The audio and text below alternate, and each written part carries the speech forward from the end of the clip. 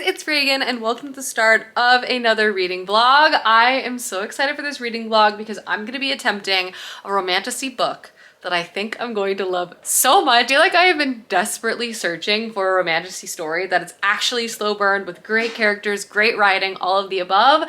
And I think maybe the book I'm gonna be featuring in this vlog could be it. So I have one book and one book only on my TBR, and that is the Jasad Heir by Sarah Hassan. This book has been on my radar since it's come out, based on just like the trope usage and the synopsis, but one of the reasons why it shot up on my TBR was actually some negative reviews I read. It really proves how like subjective reading is, because things that you might love in a book could be something that somebody else hates in a book. I actually love reading negative reviews of books that are on my TBR because something from those negative reviews might pique my interest to make me want to read it more, and that's exactly what happened with the Jasad Heir. Some people mentioned that this book was actually like a really slow burn read, like the pacing was slower, there's a lot of world building, like there was just like a longer wait for the payoff, if you will. It immediately made me want to read this book right away because I have been dying for a slow burn romantasy read, and I feel like I have been let down time and time again, but I think this might be it. But what is this book about? So the Jasad Heir is an Egyptian inspired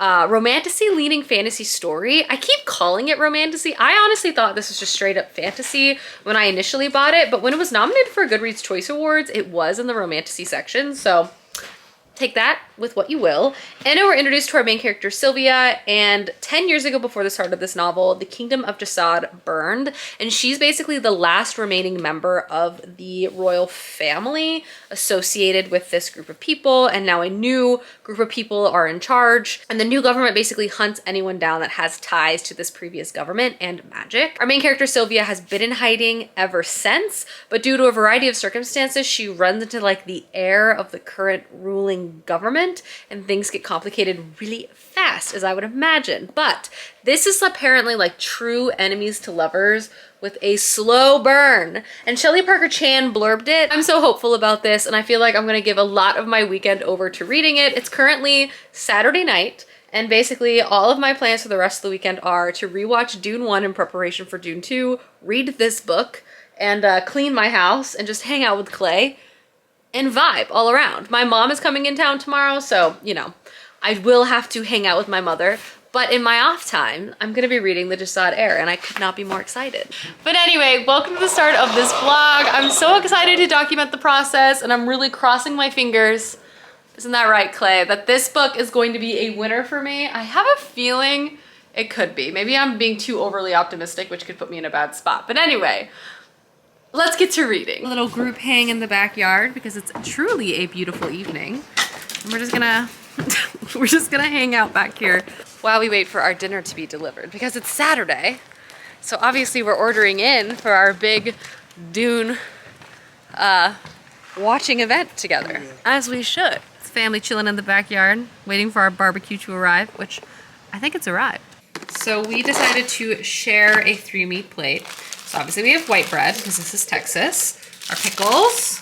We also got some corn souffle, some beans, our barbecue sauce, and we got brisket, sausage, and chopped steak to share. But also, obviously, we got an immense amount of sides, including banana pudding, which is truly one of the best inventions of all time.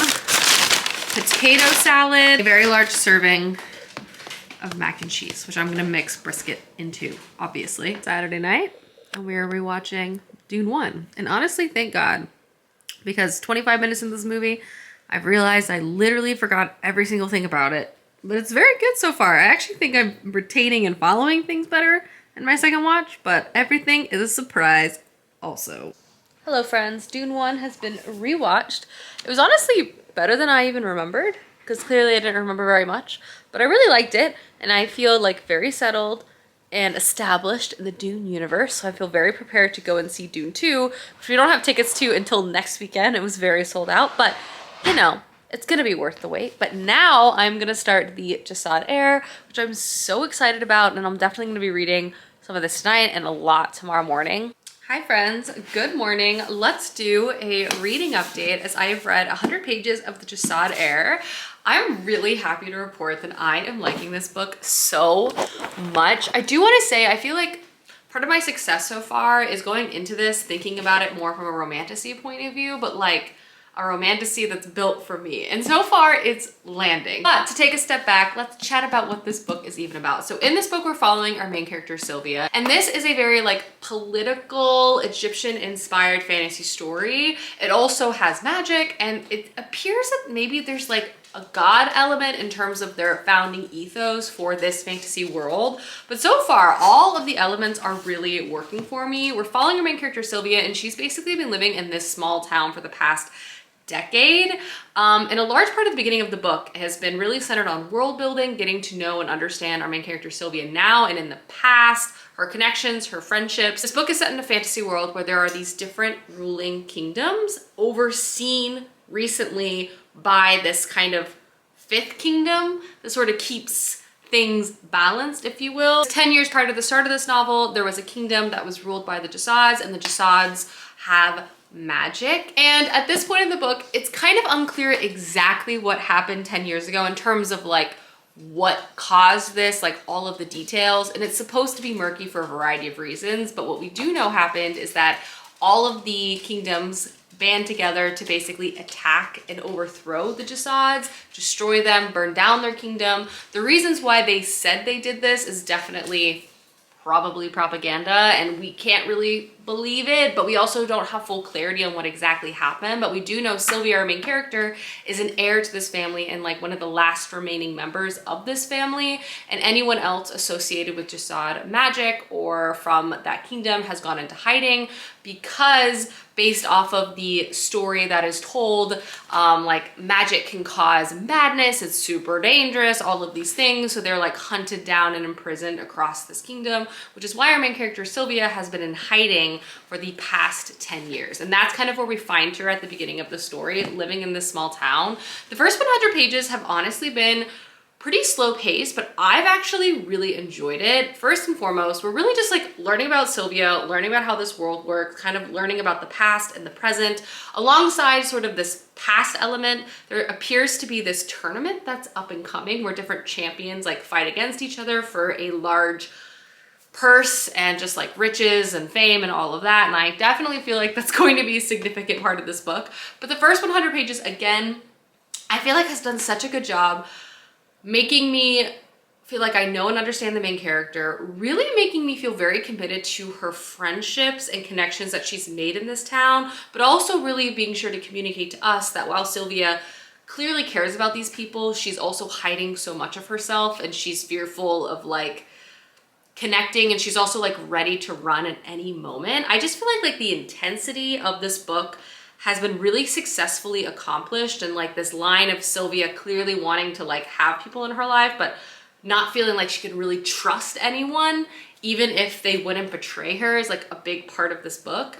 But yeah, the first 100 pages, I just feel like I'm really interested in this world. I really like Sylvia. I feel committed to kind of the character building, and I really believe it, which I feel like is important, especially as I'm sure the plot is going to unfold. Like, meaning I just feel like the pacing in this book is really well done to actually make me feel the connection between the characters, which I feel like is going to create stakes and just like overall plot believability. And I know there's going to be a romantic enemies to lovers situation in this, and I have met that character, but it has been so slow burn from the get.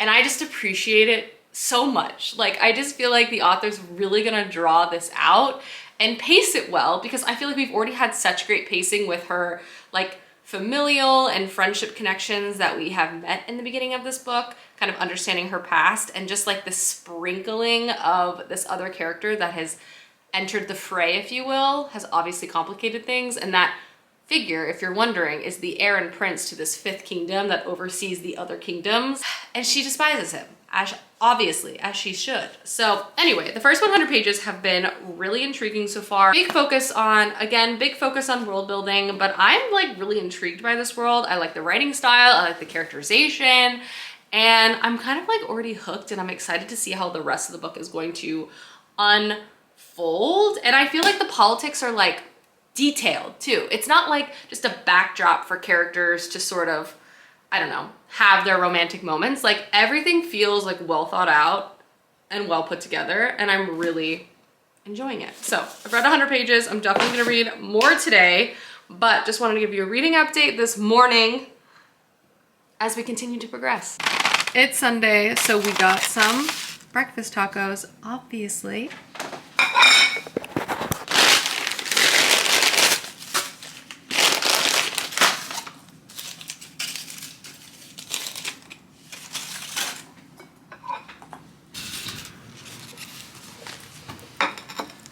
It's too nice a day to not eat outside, so that's what we're doing.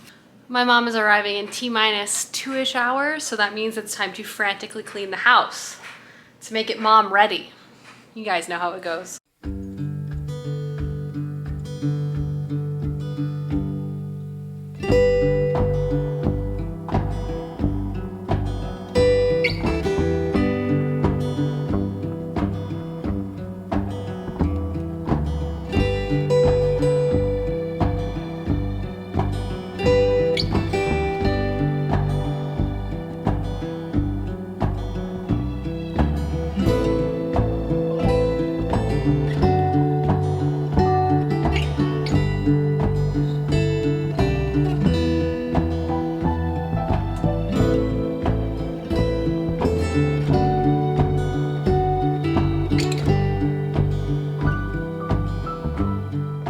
House is looking nice and clean. Also, look how pretty these spring flowers are. Obsessed. We also prepared the guest room for my mom as well, and we hung up this light, this little nightstand light. A little reading lamp for her. But now, before I head to the airport, I am going to hang out with Matilda, drink this cup of coffee, a little afternoon Sunday cup of joe. I'm gonna read more of this book because I am really into it. And I gotta hang out with my mom. I can't sneak away and read it, so I gotta read it now. My mom is here. That's the back of her head. And I am just putting together dinner. I picked up a rotisserie chicken from Central Market. Delish. This is oak smoked garlic pepper. And then I just have some baked potatoes in the oven, which are almost done. Steaming some broccoli and also just sauteing a zucchini for vegetable. And dinner should be good. I think we're gonna eat outside because the weather is so beautiful. And then tonight I'm gonna sneak away and read more of my book because it's excellent. And dinner is served. Hello everyone. This evening I'm hanging out commenced, but I am now in bed and I'm gonna read more of my book. We're gonna see how far I can get before I inevitably fall asleep like Matilda at this moment. But lucky for me, I'm really liking this, so I'm gonna read now. Good morning, everyone. It is time for some coffee. God bless. Donuts this morning. I'm gonna have a little blueberry cake donut, some coffee, and I'm gonna sit down and read my book. I owe y'all a reading update too. I've read quite a bit, and I'm happy to report I'm having a great time reading it. It's action-packed, it's angsty, so good so far. So I definitely need to give you guys a reading update. Hi friends, I am here with a reading update of the Jasad Heir, and I'm really liking this book so far. And I'm also happy to report this is definitely very slow burn. Like there are the barest of hints where I am at, which is exactly what I want because our character is dealing with a lot of things and romance is definitely far and away not close to the forefront of her mind, you know? So anyway, let's take a step back. So obviously, as I mentioned, we're following our main character, Sylvia. She has magic. She is the Jasad Heir. She's in hiding. She also has magic that she's not able to access. She's been laying low in a village for a long time. She has close friends there. Everything is sort of turned upside down when the heir of Nizal arrives. His name is Aaron. And she basically gets wrapped up in like this deadly game. So basically in this kingdom, there is this competition where each sub-kingdom within the kingdom puts forward a champion to compete within it. And then the winner gets like untold riches, protection, political power, all of these things. And the chatter of this small town is that the Nizal heir is in town because he's looking for his champion. He also immediately catches on to Sylvia and her possibility of hiding magic. And then one thing leads to another. he claims Sylvia to be his champion in this competition. But it's not as straightforward as you think, because there's two sort of rebel groups left over from the Jasad Empire. And he thinks that for some reason they're in the area looking for our main character Sylvia, but he doesn't know why. But we know why, because Sylvia is the heir to the throne. So she is playing this incredibly dangerous game where, one, she's at the mercy of this prince. She's training alongside this prince to participate in this competition, but she's also, like, part of her identity has been revealed, but not all of it. So she's still having to strategically keep some things under wraps. And she's also trying to kind of figure out the legacy of her own magic. Like, why is it contained? Is she able to kind of break out of this containment? And also try to figure out what's going on with these rebel groups. Like, there's so many different inputs to this that I'm personally so intrigued by. Like, could you make the argument that yes, it's a little convoluted to get these two enemies in the same room? Sure. But am I still, like, happy it's all happening this way? Yes. Unbelievably, yes. I am just so clued into this book. Also, I have to say, I love Sylvia as our main character so much. What's also really interesting about her character is when we first meet her and begin to follow her in this book, she's very reserved, she's very quiet, she's not one to really draw attention to herself. And that's because she's living under a false identity. So a lot of her, like, natural personality, she's kind of shoved down to be someone else and to, like, exist. Like, she's compartmentalized her life. But you sort of begin to see, once she's found out in a way by this prince, like, aspects of her real personality begin to shine through. And her personality is so, one, hilarious. Like, she's constantly bringing people to task. She's not afraid to stick up for herself. Also, she's, like, so strong physically and mentally within her magic. Every new thing I learn about our main character Sylvia, not only like her skill set, her past, I just begin to like her more and more and more. But I'm just saying, it's been interesting to see, like, the slow build of her personality coming more to light as aspects of her disguise are, like, stripped away, which I appreciate from, like, a writing style point of view. And I also just feel like it makes us more attuned to our main character. And you begin to see kind of the back and forth that is existing between Sylvia and Aaron. And again, it's so slow burn. Like, I cannot emphasize enough how much this is going to be enemies to lovers, because it's staunchly very enemies right now, but it's working really well. There's also, like, clearly so many secrets. Sylvia's keeping a lot of secrets, but so is Aaron.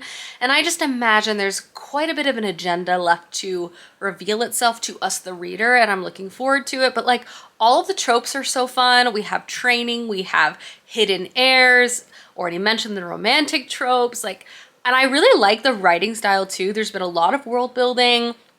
I believe the character connections that are at play, like, I'm just really impressed with this so far. I am only about 200 pages in to this book, but I'll tell you what, I am very invested in what's going to happen next. And I love, like, we've basically moved from kind of this small town setting where Sylvia has been in hiding and, like, a variety of things have happened. I've moved in kind of into phase 2, which is the training for this competition, but also investigating these other rebel group situation. And Sylvia's trying to, like, parse out what's going on with this heir, if you will. And I'm eating it up. I'm eating it up. I love Sylvia. I'm loving this book so much so far. It's so good. I can't wait to read more. But before we can do any more reading, it's time for lunch. It's time for lunch. Some adult Lunchables, a classic. I have eggs. Oh, I have salami. I have cheese, salami, some hummus, bell peppers. I ordered sumo oranges from the grocery store, but they gave me these instead. I'm not entirely sure what these are. I think they maybe are, like, unripe tangerines. It's a mystery, so we're gonna have those. And yeah, should be good. And lunch is served. Hello friends, it is time for an afternoon cup of joe. And I'm gonna sit down and do a little bit of a reading sprint. And I thought you guys could join me. Also, I'm so happy to report the construction, the emergency construction we had done on our house is officially done. We now have floors again, which is very exciting. And beneath this carpet is the trapdoor of our dreams, which allows us to access a previously inaccessible crawl space that was full of a large variety of issues, from water to all sorts of mysteries I shall not name at this juncture, but has since been resolved, which I'm so happy about. So to celebrate, I'm gonna have an afternoon cup of coffee, not have an existential crisis, and read. Hi friends, it's Reagan, and I am here with a reading update. It's also a few days later since you've last seen me. My mom is no longer here. We had a lovely time, but I've realized I struggle with vlogging when other, like my families, or just when other people are around. So hopefully you don't mind, but we're back in action. Let's do a reading update. So I have about 200 pages left of the Jasad Heir, and I'm really liking it. My plan today is to actually finish it, which I don't foresee being a problem because this book is like really hard to put down once you have picked it up. This book I also feel like is, okay, I'm getting excited, so I'm having a hard time articulating. One of the reasons why I picked this book up was because a lot of people complained that the pacing was slow, and the slow burn of the romance was slow. Like both the plot pacing and the romantic pacing is slow. And guys, I'm happy to report for all those people out there looking for a slow burn, it is, and to great effect. So many things the author is not rushing, and I am here for it. First off, we had a very solidly composed beginning, an exposition, getting to know our characters, her friendship, where she's come from. We still have mysteries regarding her past. Now I'm almost 300 pages into this book. We've gotten some views into her past to understand why Sylvia, our main character, acts the way she does. All the emotional stuff that she has had to go through, all the horrors of her childhood, and all of these things have helped comprise who she is today. And it's so good. I feel so connected to Sylvia as our main character, and it's just been so well done. The other aspect, the plot pacing has been slower too. We have a couple different things going on. We obviously have this competition element, which has been hinted to, and I imagine that is actually going to happen in the next installment, because most of this book has been about training for that competition, which I personally love. I love a training sequence. I love a compound where people are like working to, you know, fight alongside each other. And obviously this compound is much more complicated because Sylvia is literally surrounded by enemies who despise her for literally just who she is. And it's like, how do you survive that? Like, how do you go about your day? It's incredibly complicated, and she's forming different types of relationships with these soldiers that are there too, which are also really interestingly explored. But obviously we have the real reason why the prince is even in this region, and it's not actually for this competition. He's just using it as a shield, but instead to look into these rebel groups, and by proxy, Sylvia gets to learn about these rebel groups, and us, the reader, get to learn about these rebel groups. And again, the author is not being straightforward, not only showcasing how these rebel groups have differing philosophies, point of views, and approaches, and how Sylvia, our main character, struggles with some of the decisions and choices that these groups make. Also feeling like a sham of an heir because she personally doesn't really want to take on the mantle of power. She wants to continue to live in isolation, and her personal struggle with her lack of desire for wanting to take on this role and her guilt and shame she feels because of that. Like, all of this is explored in a huge part of this plot. And then alongside of that, we have such an interesting enemies to lovers situation between Sylvia and Aaron. But again, it's slow. The author is not, one of my biggest pet peeves with enemies to lovers story is like two characters that are enemies like immediately have feelings and recognize those feelings like with each other. And then it's like, where are the enemies to lovers? In this book, Aaron and Sylvia are mortal enemies, and they don't like each other. They do not trust each other, but despite like what their brain says, you can see the forming of something. And you also see their denial and fear of those feelings and them trying to like push it aside, creating so much tension and discomfort and just like really good stuff between these two characters. And like, the author is trying to show how emotionally complicated it is to form feelings for your literal enemy, and you have so many reasons to despise them. And it's really good because of that. Like, it's so much more complicated when there's actual dissonance happening between your characters in an enemies to lovers situation. Like, it makes every interaction, every prolonged piece of eye contact, every hand brush so much more meaningful, so much more dramatic, so much more impactful. And like, you will be flipping the pages because like every little thing feels like it has a double meaning, particularly because of their dynamic and also their denial of this dynamic and their frustration that they feel because of what they're feeling. It's like that line from Bridgerton season 2 that's like, there is no corner of this earth that I could escape from you because I despise you, but I also can't stop thinking of you. It's like that energy, you know? So like, good politics, good writing, good characterization, good romantic pacing. I'm excited to see where the last 200 pages takes us, but I'm having a blast with this so far. A blast. So I'm gonna read more now and I will check in.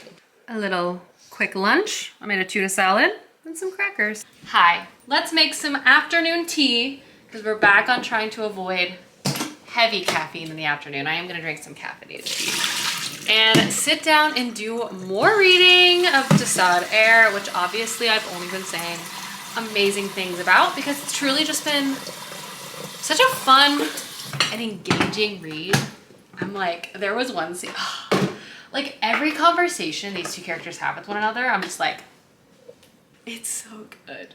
Anyway, making tea now. The tea has steeped and I'm gonna join Matilda and do some reading. Back to watching our favorite show, Hospital Playlist. Time to read. Good morning, everyone. It's time for some coffee. I'm going to caffeinate and then give y'all a reading update because I definitely owe you one. I had planned to finish my book yesterday, but then I started watching Hospital Playlist, which, if you didn't know, is basically my entire personality at the moment. I always go, I'll just watch 30 minutes. But each episode is an hour and a half, and then you watch more than one episode, and there goes your whole evening. But luckily, my book is also fantastic. I'm gonna sit down now and do some reading and update you guys. Hi friends, let's do a reading update because I'm definitely in the home stretch of this book. I'm on page 380 of 480, definitely on track to finish this book today. And I'm happy to report I'm still very much entertained. I wouldn't say this book is perfect, but let's take a step back and kind of talk about my thoughts and feelings about the book so far. So obviously I would say the first half of this book was about learning about Sylvia, following her in her small town setting, and then we move into kind of a keep setting, a training situation as Sylvia has been picked to be the champion to represent this Nazilian kingdom and working alongside the prince of this kingdom. Now we're kind of shifting into the back half of this book where we are actually kind of beginning to see the reality of this competition unfold. We have left the keep and we're traveling to different kingdom seats, which has allowed us to not only meet other powerful people across this land, but also get more insight in how the politics of this land function and the different power players and their motivations at play, and Sylvia obviously trying to navigate and survive this very dangerous game. The competition itself has also started. I will say, I feel like, given how much time was given to the first part of this book, I wish, it's not that the competition has felt rushed, I just wish it was drawn out a bit more to sort of match the pacing of the first part of this book. Given that though, the pacing has been like very, very fast. And I would say there just is a little bit of a difference in the pacing style between part 1 and part 2 plot-wise, but because it's faster, it does read rather quickly. Another aspect of this book that's been explored more deeply is one, the dissonance, as I've already kind of talked about, that Sylvia feels about her role and the Jasad Empire and, you know, linking up with Jasadi rebels and like her responsibility, what she wants to do. But also she's beginning to realize that her memories of the past are a bit murky and her perspective of her kingdom might not be entirely accurate. And so one, sort of piecing together the mystery of what happened 10 years ago, but also the politics of even before then of her kingdom itself. And even like there's mysteries regarding her own memory of herself. So she's both conflicted because she doesn't know how she wants to approach the future, but part of that is because she doesn't fully understand the past. I feel like the author is trying to show like corrupted governments and evil governments now, but also possibly kind of the cycle of violence that can occur where people overthrow another government and then kind of turn into the government that they overthrew and take on and adopt policy and laws that are unjust, just in a different way, and kind of how like this cycle continues and continues and continues, at least within this kingdom. So we have a lot of different mysteries going on that I'm really intrigued by. I want to know more about the past. I want to know more about Sylvia's childhood. I am intrigued by the politics in present day. Obviously, the tension between our two main characters, Aaron and Sylvia, is very, very, very, very good. I will say the pacing in the second half, while quicker, things aren't maybe explored to the extent that I would personally like. Like, I feel like there's a lot of good stuff here, but we're kind of rushing through aspects of it, but it is hard to put down, I will say that. And the trials themselves, of course, are interesting. Like, who doesn't love a competition trials? But I just feel like there's like a lot that the author's including in this book. Like, we have trials, we have, you know, multi-kingdom politics, we have lost magic and history of the past. So we're trying to like unlock and follow a lot of different fantasy plot lines. It's all good, but I do feel like some, particularly the trials element, could be fleshed out more. Like, the trials could have been a whole book, if I'm being honest. And I feel like maybe should have been a whole book, like not included within this book, you know, personally speaking. But I'm still really entertained by this book. I'm really flying through it. I can't wait to see how it ends and what in the world is happening. I just feel like there's so many secrets Sylvia's keeping. Half the secrets she doesn't even know she's keeping from herself, I feel like. And then Aaron has secrets, and then like all the politics and stuff. I'm curious. Hello, I made a loaf of bread. And it didn't turn out terrible. It's a little flat, but it does taste pretty good, I'm not gonna lie. And I think I'm gonna have a bit for a snack right now. But also, I'm going to sit down with my afternoon cup of coffee and finish my book, because I have about 50 pages left. A lot of stuff is happening. So much stuff is happening.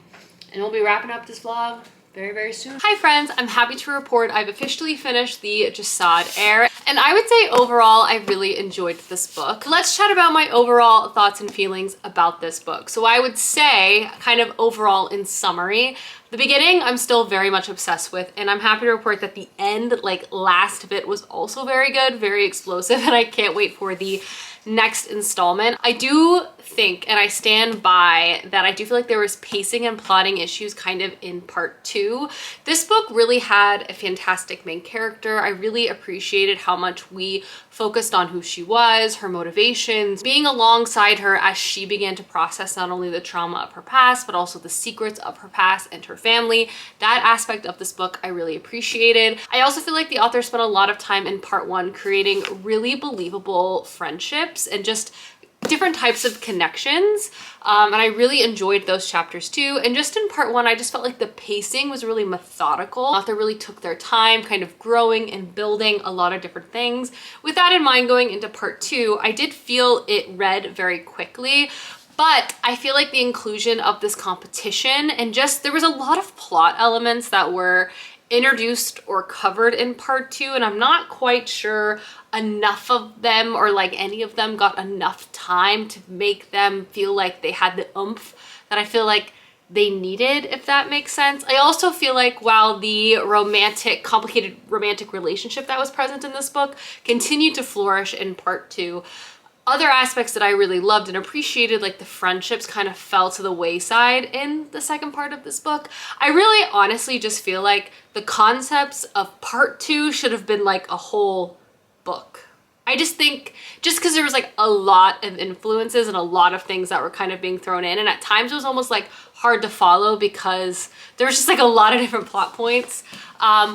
But I still say I really enjoyed this book. I read it super quickly. I honestly could not put it down. I'm really obsessed with the enemies to lovers and the romantic pairing within this book. If you want a true slow burn, true enemies to lovers, I hate you, but I can't stop thinking about you romantic pairing, like this is the book for you. It's not perfect, as I illustrated, but it still doesn't take away like how much I was entertained by this, and I'm definitely going to be checking out book 2. I also feel like some of my issues with this can be easily resolved in later installments.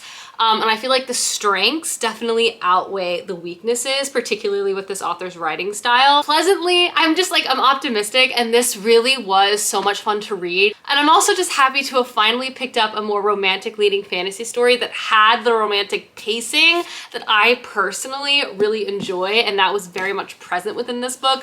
I was on the edge of my seat anytime our two main characters were in the same room together, and that, my friends, in and itself is why you should be picking this book up. Alongside an interesting magic system, a complicated political landscape that sometimes, especially in the second part of this book, is a little wishy-washy and a little unclear exactly what's happening, and some things feel a lot of it rushed, but the parts that were good were so good, and I personally can't wait for the next installment. She got me. And I would recommend this. This was a lot of fun. Alrighty guys, I hope you guys enjoyed this reading vlog, and I will see you soon with another one soon. Goodbye.